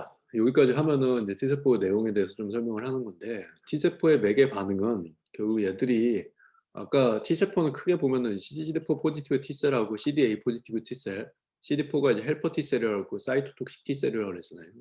그래서 얘들의 기능은 뭐 앞에서 설명 다 했어요. 그래서 사이토톡식 T셀 CTL은 그냥 죽이는 게 주 기능입니다. 다른 기능 뭐 몇 가지 있는데 여러분이 뭐 딴 거 알 필요 없고요. 그냥 얘들은 T세포 중에 이제 CD8 포지티브 T셀들은 뭔가 다른 세포에 이상이 생기면 얘들을 가서 죽인다. 그래서 바이러스에 감염됐던 암세포든 얘들이 죽어가는 세포든 간에 정상적인 세포가 아니라는 게 인식되면은 얘 죽이는 거예요. 어떻게 가능하냐면은 바이러스에 감염되면은 바이러스 단백질들이 나올 거 아니에요. 그럼 바이러스 단백질들에서 나오는 그 단백질들이 펩타이드에 얹어가지고 MHC 몰레큘에 얹어가지고 밖으로 내보냅니다. 그러면은 평소에는 정상적인 이 세포 안에서 정상적으로 만들어지는 단백질들을 보통 디스플레이를 해요. 그럼 그런 것들은 사이토톡식 T셀이 내 펩타이드라는 걸 인식해 가지고 별로 공격을 안 하거든요. 근데 이게 외부에서 들어온 새로운 단백질을 갈아 가지고 만든 펩타이드를 얹어서 보여주면은 CD8 포지티브 T셀이 그걸 인지해 가지고 '아 이 세포가 뭔가 문제가 생겼구나.'라는 걸 인지해서 이 세포들을 죽이게 됩니다. 그래서 뭐 바이러스 감염되면 외부에서 나온 거니까 그럴 테고 그 암세포들도 정상적인 상태에서 발현되는 단백질이 아니라 암세포만이 발현하는 단백질들이 있어요. 그래서 그런 것들이 발현이 많이 되면은 그런 것들도 또 죽이겠죠. 그렇지만 암세포 같은 경우에는 발현을 했는데 그게 정상세포랑 굉장히 유사한 펩타이드만 발현을 해. 그러면은 못 죽이고 그게 점점 커지겠죠. 그러면 이제 암이 되기도 하고 그러는 거고요. CD4 포지티브 헬퍼 T셀은 조금 복잡하긴 한데 얘들은 기능이 면역계를 조절하는 기능을 한다고 그랬잖아요. 그래서 얘들이 결합되는 것들이 뭐냐에 따라 가지고 뭐 헬퍼 T셀도 얘들이 결국 결합하는 것들이 뭐냐에 따라서 오세준 학생 알았어요. 예. 그리고 결합하는 것들이 이제 외부에서 들어온 물질이 뭐냐에 따라 가지고 CD4 포지티브 T셀이 결국 얘들이 CD4 포지티브 T셀이 사령탑 역할을 하는 건데 어느 쪽으로 갈 거냐. 뭐 예를 들면은 외부에서 들어온 기생충 감염이냐 아니면은 세균 감염이냐에 따라 가지고 얘들의 기능이 달라지는데 그런 달라지는 기능들이 어떻게 조절을 하냐면은 CD4 포지티브 T셀이 분비하는 사이토카인 종류가 달라져요. 그래서 예를 들면은 여기 뭐 세균 감염이 됐을 때 들어오는 것들에 대해서는 CD4 포지티브 T셀이 뭐 특정 사이토카인 뭐 A라는 사이토카인을 낸다고 치면은 예를 들면은 뭐 바이러스 감염됐을 때 나오는 사이토카인 같은 경우에는 또 다른 사이토카인들을 분비를 해 가지고 그쪽에 관련된 이제 면역 반응들을 이제 활성화를 시키는 거예요. 그래서 그거에 따라 가지고 뭐 T 세포들의 종류가 이렇게 뭐 다 달라지는 것들이 있는데 뭐 이 부분은 조금 더 자세한 얘기니까 여기까지 이해할 필요는 없을 것 같고요. 여러분들이 이해해야 할 거는 그냥 CD4 포지티브 T셀 같은 경우에는 어떤 면역 반응을 조절하는 기능을 하고 그리고 얘들이 프레젠트하는 APC의 항원들이 뭐냐에 따라 가지고 얘들이 분비하는 사이토카인 종류가 달라진다. 그래서 면역 반응들이 다르게 나타난다라는 정도를 이해하면 될 것 같아요. 그리고 그중에 이제 중요한 기능 중에 하나가 뭐냐면은 얘들이 분비하는 사이토카인에 의해서 CD4 포지티브 T셀이 활성화하는 기능 중에 하나가 매크로파지를 액티베이션 시키는 거예요. 매크로파지는 보통 얘들이 포식세포라고 그래가지고 뭔가를 잡아먹는 기능을 하잖아요. 그러면은 세균을 잡아먹는데 세균을 죽이지 못하고 그냥 세포 안에 그냥 가지고 있어요. 그러면은 그것들이 나중에 염증 반응이 점점 심해지면 또 문제가 되겠죠. 그래서 그런 것들이 있으면은 매크로파지를 활성화를 시켜가지고 안에 잡아먹은 것들을 잘 죽일 수 있도록 도와주는 기능을 하게 돼요. 그러면은 얘들 기능은 뭐 어떤 특정 엔자임을 분비를 시킨다든지 외부에서 잡아먹는 기능들을 줄이고 대신에 특정 엔자임이나 아니면 활성산소 같은 것들을 분비시킴으로 인해 가지고 안에 있는 잡아먹은 뭐 세균이나 그런 것들을 더 죽이게 할 수 있도록 도와주는 그런 기능들을 해요. 그래서 이런 매크로파지를 활성화시키는 것도 CD4 포지티브 T셀의 되게 중요한 기능이다. 또는 뭐 CD4 포지티브 T셀에서 분비되는 어떤 사이토카인에 의해 가지고 염증 반응을 일으키기도 한다. 뭐 이런 정도를 기억하면 될 것 같아요. CD8 포지티브 T셀은 세포를 인지된 세포들을 죽이는 게 주기능이다. 그렇게 기억하면 될 것 같고요. 자, 이 정도로 정리를 합시다. 그래서 앞에 MHC 얘기를 조금 길게 했고요. 그리고 MHC가 이제 왜 필요한지, MHC 클래스 1과 클래스 2가 있는데 클래스 1이 발현되는 세포와 그리고 클래스 2가 발현되는 세포가 어떤 것들이 있는지, 그리고 여기에 결합되는 인지하는 T셀의 종류가 어떻게 달라지는지, 그리고 인지한 T셀에 의해 가지고 T셀들의 기능이 뭔지, 뭐 그런 정도를 이제 정리해 놓으면 될 것 같습니다. 자, 여기까지 이제 하고 뒤에 내용은 지금까지 배웠던 면역학을 실제로 이제 응용되는 범위 내에서 조금 설명을 할게요. 그래서 예를 들면 이제 감염이 됐을 때 면역계가 이제 어떻게 활성화되는지, 이게 보통 그냥 일반적인 우리가 생각하는 면역계의 작용일 거잖아요. 그래서 어떻게 되는지 그냥 보도록 하겠습니다. 자, 이것도 영어로 써 있는데 한글로 쓸까 하다가 그냥 놔뒀는데, 자, 보면 뭐 어려운 내용은 하나도 없어요. 그래서 단어들 그냥 이해만 하면 돼요. 이거 굳이 외울 필요도 없고요. 앞에 설명했던 내용들을 그냥 그 시간 순에 따라 가지고 보여준 거예요. 자, 오른쪽에 X축으로 보면은 X축으로 쭉 가면은 이건 뭐냐면은 감염된 시간이에요. 그러니까 시간 경과를 얘기해요. 감염되고 나서 하루 되고 이틀 되고 뭐 그 시간을 얘기하는 거고요. 그리고 Y축은 미생물의 수를 얘기합니다. 그래서 미생물의 수가 위로 올라갈수록 숫자가 점점 더 늘어나는 걸 얘기해요. 자, 처음에 외부에서 어떤 물질이 들어왔다고 칩시다. 외부에서 세균 같은 것들이 들어왔어요. 그러면 처음에 세균들이 뭐 1개에서 10개 정도 이렇게 적은 수가 들어왔겠죠. 이게 우리 몸에 들어와 가지고 점점 증식을 하기 시작합니다, 감염이 되면. 근데 어느 정도 증식하기 전까지는 증상이 없어요. 이거를 우리들이 보통 얘기할 때 잠복기라고 얘기를 합니다. 그래서 우리들이 뭐 요즘에 얘기를 들으면은 이제 코로나 바이러스 감염되고 나서 내가 노출되고 나서 바로 증상이 생기는 게 아니잖아요. 감기 걸렸을 때 내가 접촉을 하고 나서 며칠이나 최소한 뭐 한 1주일 정도 지나야지 감기 증상이 생기기 시작하잖아요. 그 시간이 왜 필요하냐면은 감기 바이러스가 들어와 가지고 이것들이 증식되는 데 걸리는 시간이에요. 그래서 그거를 이제 인큐베이션 이제 잠복기라고 얘기를 하고요. 그 시간이 이제 쪼끔 지나고 나면은 어떤 특정 수 이상으로 이제 증가가 되면은 우리 몸에서 이제 증상이 나타나기 시작합니다. 그래서 뭐 감기 바이러스가 감염됐으면은 뭐 콧물이 난다든지 기침을 한다든지 열이 난다든지 뭐 그런 증상들이 나타나는데 그 시기가 이제 어느 정도 수가 돼야지 이제 반응이 이제 나타나게 됩니다. 우리 몸에서 이제 반응하는 시기고요. 그래서 요 시간 동안에 그러면은 면역계는 그럼 놀고 있느냐 하면 그렇지는 않죠. 외부에서 들어왔을 때 계속해서 우리 몸에서 이제 면역계가 이제 작용을 합니다. 그 처음에 작용하는 면역계가 누구냐 하면은 선천 면역 반응들이에요. 그래서 처음에 이제 피부에서 이걸 막아주기도 하고 들어왔을 때 어떤 그 단백질 피부에 그 혈액에 있는 단백질들이 작용하기도 하고 여기 컴플리먼트나 뭐 다른 인플라메이션 관련된 그런 메디에이터들이 작용하기도 하고 혹은 포식 세포들이 이걸 잡아먹으면서 제거를 하려고 노력을 합니다. 그래서 여기서 만약에 요 수준에서 이것들이 선천 면역에 의해서 해결이 되면은 증상들이 생기지 않고 그냥 지나가게 돼요. 그래서 감기에 노출이 됐지만 내가 실제로 증상이 나타나느냐 안 나타나느냐는 내 몸 안에 이런 선천 면역계가 어느 정도 활성화가 돼 있느냐에 따라 가지고 달라져요. 그래서 선천 면역 기능이 굉장히 좋은 사람들은 어느 정도 이게 방어를 해 가지고 이 정도 실제로 증상이 나타나기 전까지 막아 가지고 아마 그래프가 그리면은 뭐 쪼금 이렇게 생기는 것 같다가 그냥 이렇게 없어지겠죠. 그래서 이렇게 없어지면은 내가 알았는지 안 알았는지 모르고 그냥 감염됐는지 안 됐는지 모르고 그냥 넘어가게 돼요. 그래서 이런 거를 이제 불연성 감염이라고 얘기를 합니다. 그래서 감염은 됐지만 실제 증상은 없는 경우. 뭐 그런 게 이제 불연성 감염이고요. 근데 운이 없게도 내가 몸이 선천 면역이 별로 안 좋거나 아니면 노출이 너무 많이 됐어. 그래 가지고 바이러스가 증식을 해 가지고 계속 이렇게 증식을 합니다. 그러면 이때부터는 이제 증상이 생기겠죠.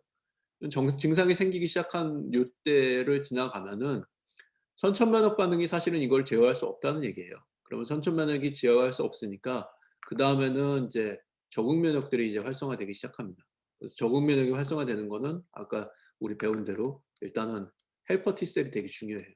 그래서 헬퍼 T셀이 활성화되면서 뭐 덴드라이트 셀이나 매크로파지가 잡아먹은 항원을 헬퍼 T셀에 전달을 해 주면은 헬퍼 T셀이 이제 결정을 하게 됩니다.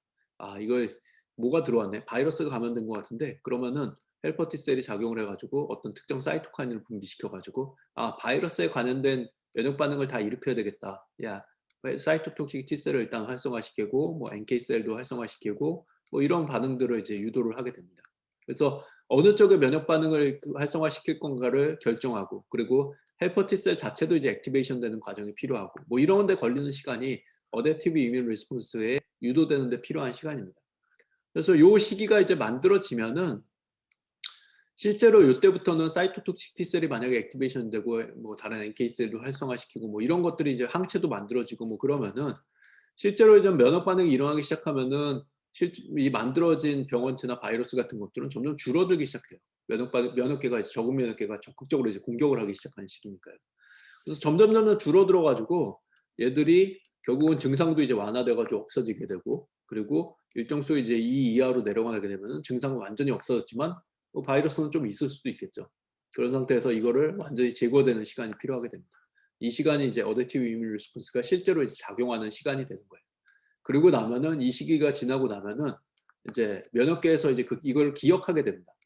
그래서 기억이 되는 거는 이 어댑티브 이뮨 리스폰스가 기억되는 거예요. 선천 면역은 기억되는 게 없어요, 하나도. 선천 면역은 항상 외부에서 한 번 노출되건 두 번 노출되건 세 번 노출되건 항상 똑같은 반응을 일으킵니다. 그런데 어댑티브 이뮤 리스폰스는 휴먼 B셀이나 T셀, 림프구 같은 경우에는 이거를 항원을 기억을 하고 있어요. 그래서 기억을 하고 있다가 얘들이 B셀이나 T셀들이 이 특정 항원에 대해서 노출된 걸 기억하고 있는 세포들이 남아있다가 일부 조금 남아있는 거죠. 그러다가 다시 애들이 노출되게 되면은 훨씬 더 반응이 빠르게 나타나게 됩니다. 그래서 처음에 반응이 뭐 이런 식으로 나타났던 게 실제로 이제 어댑티브 이뮤 리스폰스가 처음 노출된 때는 이렇게 일어나는데 두 번째 노출될 때는 뭐 훨씬 빨리 이렇게 나타날 수 있겠죠. 그래서 이런 식으로 기억하는 세포들이 굉장히 중요해요.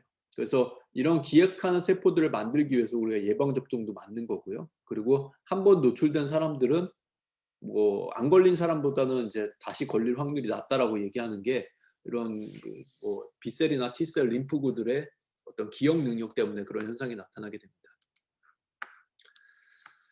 자, 그래서 지금까지 설명한 내용을 이제 외부에서 미생물이 들어왔을 때 어떤 일이 생기나를 이제 쭉 설명을 한 건데, 외부에서 피부에 어떤 미생물들이 달라붙겠죠. 그래서 이게 뭐 점막이 될 수도 있고요. 호흡기 바이러스 같은 경우에는 호흡기 점막을 통해서 들어오겠죠. 그래서 호흡기 점막을 통해서 이게 원래 피부가 그대로 인택트하게 있으면은 감염이 잘 안 돼요. 근데 이것들이 보통 깨지거나 이 안으로 유입이 되면 이제 그 안으로 이제 들어오게 되는데, 내부 장기로 이제 들어오게 되면은 그 안에 이제 면역 세포들이 있겠죠. 덴드라이트 셀도 있고 매크로파지도 있고 뭐 그런데 얘들이 이것들을 이제 잡아먹게 됩니다. 그럼 잡아먹은 것들은 여기서 반응이 일어날 수도 있지만 림프구들이 보통 모여 있는 공간으로 이동을 하게 됩니다. 이 세포들이 어디로 가게 되냐면은 가까이에 있는 림프노드로 이동을 하게 돼요. 그럼 림프노드로 이동을 하게 되면은 여기서 이제 덴드라이틱 셀이나 T셀 같은 것들이 만나게 되고요. 그러면은 덴드라이틱 셀이나 뭐 그런 애들이 T셀을 활성화를 시키겠죠. 그러면 헬퍼 T셀도 활성화되고 뭐 사이토톡식 T셀도 활성화되고 뭐 B셀도 활성화되고 그러면서 활성화된 면역 세포가 다시 림프관을 통해 가지고 이 염증이 있는 감염이 된 사이트로 이제 이동을 하게 됩니다. 그럼 그 이동된 부위에서 면역 반응이 아주 심하게 일어나면서 이런 미생물들을 다 제거하게 되죠. 그럼 이것들이 완전히 제거되면은 다시 이 세포들은 이제 수명이 다해가지고 죽게 되고요. 일부 남아있는 림프구들만 남아가지고 계속 이제 유지가 되면서 다시 혹시 이것들이 공격하러 왔을 때 얘들이 효율적으로 방어할 수 있도록 이런 기능들을 이제 갖추게 됩니다. 자, 이게 이제 감염이 됐을 때 일어나는 면역 반응의 얘기고요. 이거를 조금 더 이제 구분해서 보게 되면요. 세포에 세균이 들어왔을 때 면역 반응이 어떤 것들이 일어나느냐.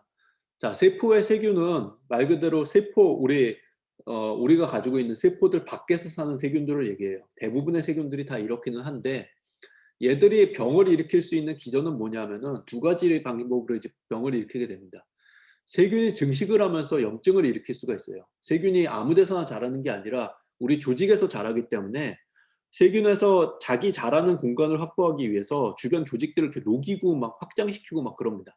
그러면은 세균이 들어와가지고 조직을 녹이고 세균이 잘 공간들을 마련하는 과정에서 우리 몸에서는 염증도 생기고 아프기도 하고 뭐 그런 과정이 생기는데, 그런 염증 반응이 일단 생길 수 있고요. 그리고 세균이 분비하는 독소가 있어요. 그래서 장내 세균 같은 경우는 장독소를 분비해가지고 뭐 설사를 유발하기도 하고요. 그리고 어떤 신경독소를 분비해가지고 신경 증상을 유발하는 세균들도 있고요.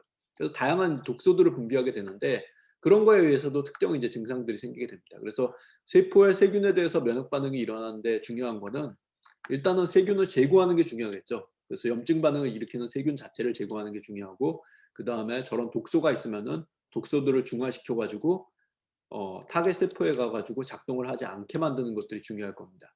그래서 그런 작용을 하기 위해서 뭐 선천 면역도 작용하고 적응 면역도 작용을 하는데, 그 선천 면역은 뭐 외부에서 들어오는 걸 이제 막아주는 기능이니까 기본적으로 작용하는 게 있고요. 그리고 적응 면역에서 작용하는 거는 체액성 면역으로 항체가 나타나서 독소 같은 것들을 중화를 시킵니다.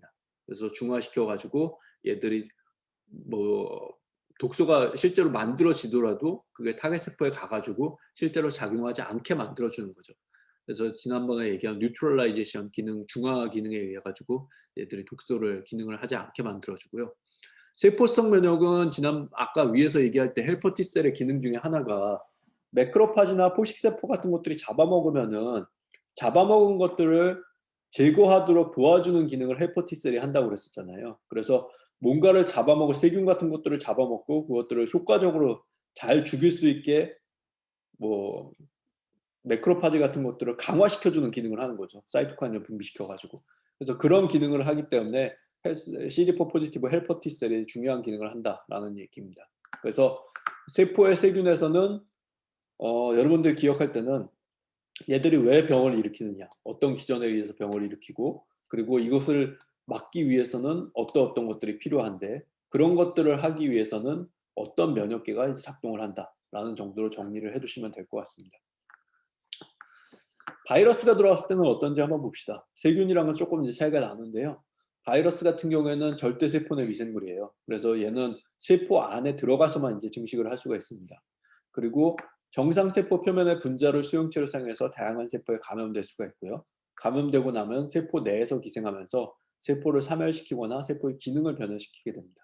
그래서 이런 기능을 하는 바이러스 제거하기 위해서 두 가지 면역계에서는 두 가지 목적을 가지고 이제 움직이게 됩니다. 하나는 바이러스 감염을 억제시켜주는 게 하나 있을 수고요. 그러니까 바이러스가 나오더라도 얘가 세포 밖에 있다가 실제로 얘들이 감염이 되려면은 이게 세포면은 세포 내에 바이러스가 뭐 들어가야 될 거 아니에요. 그러면 이 세포 안에 이렇게 들어가야 되는데 이게 그냥 이렇게 들어가는 게 아니라 얘도 다 수용체를 통해 가지고 들어가게 돼 있거든요. 그러니까 수용체랑 결합하는 부위에 항체를 만들어 가지고 이걸 중화를 시키면은 이 수용체랑 결합을 할 수가 없을 테니까 독소랑 똑같은 거죠. 그래서 지난 시간에 중화항체의 기능에 대해서 얘기했는데 바이러스가 들어올 수가 없게 만듭니다. 그래서 예방 접종을 하면 항체들이 많이 만들어져 있으면은 얘들이 표면에 이렇게 결합을 해가지고 얘들이 수용체랑 결합을 못해서 이게 못 들어오게 됩니다. 그래서 바이러스는 있지만 감염은 안 되는 상태를 만드는 거죠. 그래서 바이러스 감염을 억제시키는 게 첫 번째 이제 기능이 필요하고요. 그리고 감염된 세포를 제거하는 게 필요하겠죠. 그래서 여기에 만약에 바이러스가 감염돼 있으면은 얘가 바이러스에 감염돼 가지고 이렇게 빨갛게 됐어요. 그러면은 이 세포를 인지해 가지고 세포들을 죽이는 게 필요하겠죠. 그러면은 딱 생각해 보면은 몇 가지 생각나는 거 있죠. 하나는 이제 감염을 억제하는 건 항체가 주로 하겠구나라는 생각이 들 거고요. 두 번째는 감염된 세포를 제거하는 거는 뭐 앞에 얘기했던 사이토톡식 T셀이 이 역할을 하겠구나. 뭐 이런 것들을 우리가 예상해 볼 수 있는 거죠. 그래서 이러한 세포들이 이제 필요한데 조금 거기다 이제 덧붙여 가지고 설명을 드리면은 선천 면역과 이제 적응 면역으로 나눠 가지고 좀 설명을 하면 두 가지씩이 있는데 자, 굉장히 단순화시켜서 얘기한 거예요. 그래서 보면은 인네이트 이뮤니티에는 감염을 억제하는 기능을 하는 게 두 가지 기능을 하는데 선천 면역에서는 인터페론이 그 기능을 해요. 타입1 인터페론이 그 기능을 하는데 여러분들 들어봤는지 모르겠지만 인터페론 알파 뭐 그런 것들이 있어요. 그래서 얘들은 사이토카인의 한 종류인데 인터페론이 분비되면 바이러스 감염되면 인터페론이 나와요. 그러면서 주변 세포에 바이러스 감염되게 안 되게 이제 도와주는 기능을 합니다. 그래서 인터페론이 이제 타입1 인터페론들이 이제 분비가 되면은 이 세포들이 인터페론에 노출이 되면은 바이러스가 들어오더라도 바이러스 증식을 억제시켜주는 기능을 합니다. 이 안에서 세포 안에 바이러스가 들어오면 바이러스 리플리케이션이 일어나야 되잖아요. 그러니까 바이러스가 이제 뭐 DNA 바이러스면 DNA를 증식을 시키고 그리고 DNA에서 뭐 단백질을 만들어가지고 바이러스 껍데기를 만들어가지고 실제로 바이러스를 어셈블리를 해야 되는데 그런 기능을 하는 것들을 인터페론이 다 억제를 시켜줍니다. 그래서 이거는 선천 면역에서 일어나는 반응이고요. 그리고 아까 얘기한 대로 이 적응 면역에서는 항체 같은 것들이 만들어지면은 항체들이 작용해가지고 중화시켜서 감염을 억제시켜주는 기능을 하게 됩니다. 자, 그리고 바이러스들을 제거하기 위해서 아까 사이토톡식 T셀이 이걸 제거한다고 얘기를 드렸었죠. 실제로 생각한 대로 사이토톡식 T셀이 감염된 세포를 인지해가지고 죽이는 기능을 주로 하게 됩니다. 그런데 그거 말고도 또 일어날 수 있는 기능이 선천 면역에서도 비슷한 기능을 하는 게 있는데 NK셀이 이런 기능들을 하게 됩니다. NK셀은 감염된 세포들을 인지해가지고 죽이게 돼요. 근데 NK셀이 인지하는 방법이 조금 독특한데 까지 얘기를 해야 되는지 잘 모르겠는데 NK셀은 얘도 뭔가 수용체가 있을 거 아니에요. 그래서 뭔가를 인지하니까 얘들이 작용을 해서 세포를 죽이겠죠. 아무 세포나 죽이고 다니지는 않겠죠. 근데 얘는 어떤 능동적으로 뭔가를 인식해가지고 죽인다기보다는 보통 때 뭐가 있으면은 안 죽이고 있다가 얘가 없어지면은 죽이기 시작해요. 그게 뭐냐면은 MH 클래스 1 몰레큘이에요. 그래서 MH 클래스 1 몰레큘은 바이러스에 감염되면은 바이러스 감염된 세포에서 펩타이드를 얹어가지고 사이토톡식 T셀이 인지해서 얘를 죽이게 하는 게 주 기능이잖아요. 근데 NK셀은 그거와 반대로 MHC 클래스 1 몰레큘이 있으면은 아 이거 정상세포구나 그러고 그냥 이렇게 지나가요. 근데 MHC 클래스를 더블더블 만졌는데 MHC 클래스 1 몰레큘이 더 이상 발현되지 않는 거예요. 그러면은 이거 이상한데? 세포가 이상한데? 그러고 이제 죽이기 시작합니다. 그래서 사이토톡식 T셀이 하지 못하는 거를 기능을 약간 보완해 주는 기능이 NK셀이 하는 기능이라고 생각하시면 됩니다. 그래서 바이러스에 감염되거나 많은 바이러스들이 감염되면은 MHC 클래스 1 몰레큘의 발현을 억제시키는 기능이 있어요. 그런 바이러스들이 굉장히 많습니다. 그래서 MHC 바이러스가 살아남는 기전으로 그게 발달해 온 건지 모르겠는데 왜 그런지 모르겠지만 아무튼 바이러스 감염되면 MHC 클래스 1 몰레큘들이 많이 줄어들게 되고요. MHC 클래스 1 몰레큘이 발현이 안 되면은 NK셀이 인지해 가지고 얘들을 죽이는 기능을 하게 됩니다. 자, 그래서 그게 이제 이 설명이었고요. 그래서 NK셀이 인지를 할 때 바이러스가 정상적인 상태에서는 얘가 MHC 클래스 1 몰레큘이 있으면 NK셀이 얘를 죽이지 않는데 바이러스가 감염되면은 바이러스가 MHC 클래스 1 몰레큘의 발현을 억제를 시킵니다. 그래서 MHC 클래스 1 몰레큘이 없어지면은 NK셀이 인지를 해가지고 이거 MHC 클래스 1 몰레큘 없네 그래가지고 이 세포들을 죽이게 되는 게 NK셀의 기능입니다. 자, 여기까지 세포의 세균하고 바이러스하고 이제 설명을 했고요. 항체는 바이러스가 세포 밖에 있을 때 형성되어 작용합니다. 그래서 중화항체가 바이러스의 감염을 억제하거나 세포에서 세포로 바이러스가 이동하는 것을 억제시켜주는 기능을 하게 됩니다.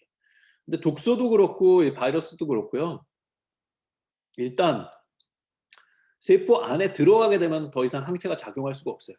항체는 이게 사이즈가 좀 커가지고 세포 안으로 들어갈 수가 없습니다. 그래서 세포 밖에 있을 때 이게 애들이 뭔가 기능을 하는 거지, 독소가 이미 수용체를 통해 가지고 세포 안으로 들어왔다 그러면은 더 이상 아무 기능을 할 수가 없어요. 바이러스도 마찬가지. 세포 안으로 들어와가지고 바이러스가 이미 세포 안에 들어와 증식을 시작했다 그러면은 얘들은 항체는 전혀 기능이 없습니다.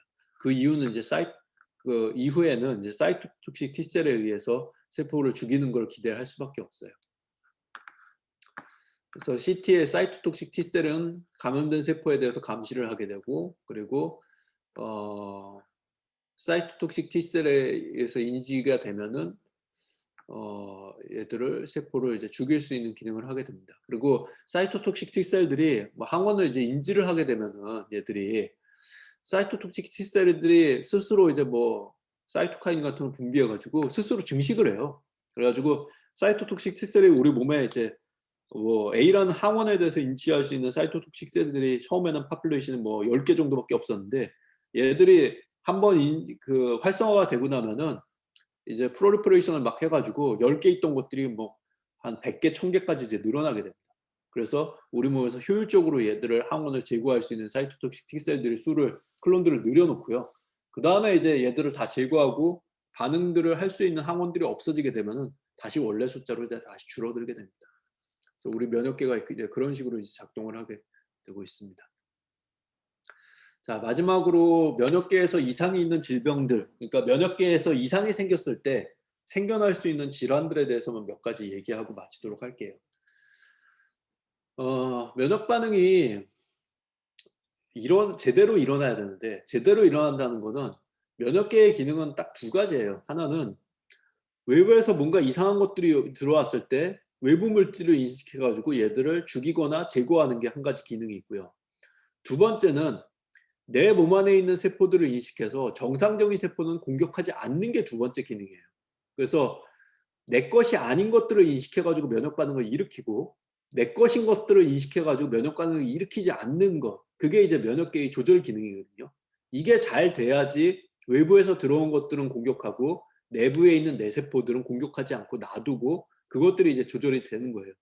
근데 여기서 얘기하는 이제 부적절한 면역 반응이라는 건 뭐냐면은 공격 굳이 안 해도 되는데 과도하게 면역 반응이 일어나거나 잘못 일어나가지고 이제 면역 반응이 비정상적으로 일어나는 현상들을 얘기를 해요. 그래서 두 가지 상황을 이제 말씀을 드릴 건데, 하나는 이제 이게 그래가지고 일단 이걸 봅시다. 자, 병원체 및 써놓은 거를 그냥 한번 읽어보면은 병원체 및 비정상 세포를 공격해가지고 제거를 해야 되는데 이게 제거가 잘 안 되면은 감염이 쉽게 일어나기도 하고, 그리고 면역 결핍이 되거나 혹은 면역 결핍이 되거나 그래서 이게 뭐 암 같은 것들이 쉽게 유발이 될 수도 있겠죠. 이런 것들이 이제 정상적으로 면역 기능이 일어나야 되는데 못 일어나서 생기는 이제 문제들이고요. 그리고 숙주의 정상 조직 세포에 대해서는 반응이 배제되어야 되는데 이게 배제가 안 되고 이제 반응이 일어나게 되면은 자가 면역 질환이 생기거나 혹은 외부에서 굳이 면역 반응을 일으키지 않아도 되는 것들에 대해서 면역 반응이 생기면은 면역 과민 반응 같은 것들이 생기게 됩니다. 그래서 여기서 설명을 드릴 거는 요 두 가지에 대해서 간략하게 말씀드릴게요. 그래서 면역 과민 반응하고 자가 면역 질환하고 그게 뭔지에 대해서만 정의하고 이게 해당되는 예시만 좀 여러분들이 기억을 해두세요. 자, 과민 반응은 뭐냐면은 영어로는 하이퍼 센시티비티라고 얘기를 하는데 외부 물질에 대해서 과도하게 유발되는 면역 반응을 얘기를 합니다. 이거는 정상적으로는 우리 몸에 들어왔을 때 면역 반응이 굳이 일어나지 않아도 되는 것들을 얘기해요. 그러니까 예를 들면은 쉽게 예를 들면은 꽃가루 같은 것들을 예를 들 수가 있어요. 그래서 우리들이 뭐 꽃가루에 대해서 들어왔을 때 물론 면역 반응이 생길 수도 있죠. 그렇지만 꽃가루에 대해서 과도하게 면역 반응이 생겨 가지고 내 몸에서 막 염증 반응이 심하게 일어나고 그럴 필요가 없거든요, 사실은. 꽃가루는 우리 몸에 들어와 가지고 사실은 할 수 있는 뭐 해가 사실 그렇게 많지가 않거든요.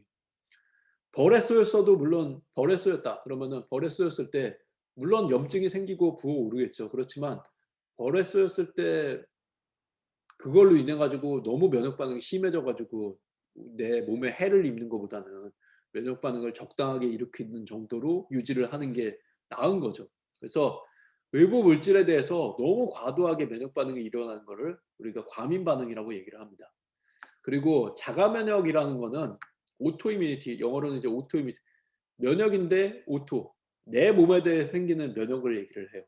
그러니까 자신의 조직 구성물에 대해서 면역 반응이 생기는 거를 자가 면역 질환이라고 이제 얘기를 합니다. 그래서 예들을 이제 몇 가지 들 건데요. 자, 과민 반응을 먼저 볼게요. 과민 반응은 예를 들면은 이런 게 있어요. 전신성 아나필라시스, 그리고 국소 반응으로 나타나는 거는 알레르기 비염, 뭐 천식, 음식 알레르기, 아토피 피부염 뭐 이런 것들이 다 이제 그 과민 반응에 의해서 생기는 면역 반응들입니다. 그래서 전신성 아나필락시스는 뭔지 잘 모르겠는데 뒤에 이런 거는 뭐 알수. 그 알레르기 비염 이런 거는 뭐 그냥 들어도 알 수 있는 거고 천식 이거는 알러전이 들어왔을 때 이제 호흡기에서 과도하게 반응해 가지고 계속 기침을 하거나 기도가 좁아지거나 뭐 그런 것들을 이제 얘기하는 거고요. 음식 알레르기는 음식 먹었을 때 내가 뭐 설사를 하거나 아니면은 뭐 특정 음식을 먹었을 때 뭐 구토를 한다거나 뭐 그런 것들을 이제 음식 알레르기라고 얘기를 하고요. 뭐 땅콩이나 뭐 계란 등에 대해서 알레르기 생기는 사람들이 있죠. 아토피 피부염은 뭐 피부에 뭔가를 접촉을 했을 때 아토피 염증이 생기는 걸 갖다가 우리들이 이제 과민 반응이라고 얘기를 합니다. 다 사실은 비슷한 이제 알레르기 반응이고요.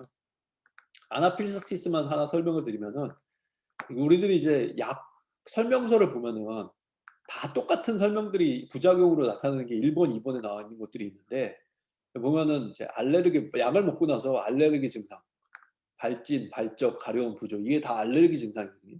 그래서 이게 국소적인 알레르기가 생길 수 있고 자 본제를 복용 후 즉시 가슴 답답함 등과 함께 안색이 창백하게 되고 손발이 차가워지며 식은땀, 숨막힘 등이 나타나는 경우 이거를 어 아나필락시스라고 얘기를 해요. 이거는 뭐냐면은 국소적인 이런 알레르기 반응이 전신에 다 일어나는 걸 얘기를 합니다. 그래서 이런 반응은 약을 먹었을 때뿐만이 아니라 여러분들 병원에 가 가지고 항상 뭐 이렇게 주사 맞을 때 이런 거 물어보는 사람들이 있을 거예요, 아마. 선생님들이 혹시 예전에 뭐 항생제 같은 거 먹었을 때 숨이 가쁘거나 아니면은 뭐 그 두드러기 같은 거 생기거나 그런 반응들이 예전에 기도가 붓거나 뭐 그런 증상이 생긴 적이 없느냐 뭐 그런 걸 물어보거든요. 그리고 또 뭐 예를 들면 CT나 MRI 찍을 때도 조영제 같은 거 주사할 때 그런 반응이 없는지를 물어보는데 그게 다 이 전신성 아나필락시스 반응을 얘기를 하는 거예요.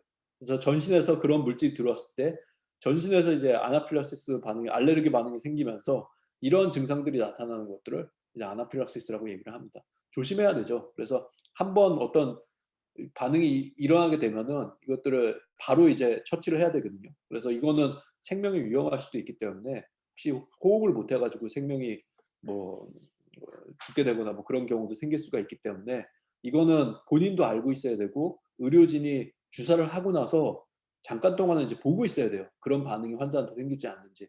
숨이 가빠 보이거나 안색이 창백해지거나 아니면은 뭐 기침을 한다거나 뭐 그런 증상이 생기는지를 보고 있다가 이런 반응이 생기게 되면은 바로 이제 응급처치를 해야 됩니다. 그래서 이게 약을 먹거나 이제 조영제를 주사하거나 뭐 그럴 때는 이제 다 이제 조심을 해야 되는 경우고요. 그리고 본인이 이제 내가 예를 들면 뭐 페니실에 대해서 알러지가 있다 그러면은 의료진한테 얘기를 하면은 그거 말고 다른 약제를 이제 쓰겠죠. 그래서 그런 식으로 이제 조절을 해야 됩니다. 그래서 과민 반응에 대해서 몇 가지 예를 들어 설명을 했고요. 자가 면역 질환은 과민 반응이랑 좀 달라요. 과민 반응은 외부에서 들어온 어떤 물질에 대해서 내가 과도하게 면역 반응이 생기는 거를 과민 반응이라고 얘기를 하고요. 자가 면역 질환은 내 몸 안에 있는 어떤 조직에 대해서 조직이나 뭐 항원이나 단백질이나 뭐 그런 거에 대해서 면역 반응이 생기는 거를 자가 면역 질환이라고 합니다. 그래서 자기 관용이라고 그러는데 내 몸에 대해서는 관용을 베푸는 거죠. 면역 반응이 일어나지 않게 해주는 기전이 우리 몸의 면역계에는 존재를 하고 있는데 이게 깨져가지고 본인의 항원을 외부 항원을 인식해가지고 항체나 혹은 세포성 면역이 이제 발생하는 것들을 우리들이 이제 자가 면역이라고 그러고 그거에 의해서 생기는 질환을 자가 면역 질환이라고 얘기를 합니다. 뭐 굉장히 다양해요. 그래서 뭐 과민 반응에 비해서는 뭐 알레르기 반응에 비해서는 걸리는 사람이 적기는 한데 그래도 걸리고 나면은 이게 지금 치료약이 마땅히 없어요. 그래서 걸린 사람들은 이게 장기적으로 약물을 투여하면서 면역 반응을 조절을 해야 되고 염증 반응을 계속 조절하거나 뭐 그런 약들을 이제 계속 이제 먹고 의사들을 계속 만나야 되는 상황이 되기 때문에 굉장히 힘든 상황입니다. 그래서 이런 것들에 대해서 계속 이제 좀 연구들이 많이 필요한 상황이고요. 장기에 특이적으로 나타나는 경우에는 뭐 악성 빈혈, 이건 RBC에 대해서 이제 면역 반응이 생기는 거고요. 증증 국무력증 이런 것들은 이제 근육에 대해서 면역 반응이 생기는 거죠. 일형 당뇨 이거는 이제 그 판크레아스 아일렛셀에 대해서 이제 면역 반응이 생겨 가지고 거기서 이제 그 인슐린 같은 것들을 분비를 못 하게 되는 그런 상태를 얘기를 합니다. 그래서 이거는 어떤 특정 장기나 아니면 특정 세포에 대해서 특이적으로 공격을 하게 돼 가지고 그 세포들이 제대로 기능을 하지 못해 가지고 이제 문제가 생기는 걸 얘기를 하고요. 전신적으로 생기는 거는 오히려 조금 더 흔합니다. 그래서 많이 듣는 게 뭐 류마티스 관절염 같은 것들은 많이 들어봤죠. 그래서 관절에서 이제 다발성으로 염증이 생기는 걸 얘기를 하고요. SL이 이거 뭐 40대 뭐 여성들에서 많이 생기는 질환인데 전신에서 이제 다양한 이제 면역 반응들이 생기는 것들을 얘기를 합니다. 이 신드롬이기 때문에 뭐 여러 가지 증상들이 생길 수가 있어요. 그리고 뭐 스클레로더마, 다발성 경화증, 뭐 이건 뇌에 생기는 질환인데 뭐 이런 것들도 이제 그 자가 면역 질환에 해당이 됩니다. 그래서 여기에 말씀드린 거 말고도 굉장히 많이 있는데 뭐 일단은 요 정도 그냥 기억을 해 두세요. 그래서 뭐 시험 범위에서도 이 요게 이제 기술한 거 정도만 제가 시험에는 내도록 하겠습니다. 자, 오늘 수업은 이제 여기까지고요. 조금 시간이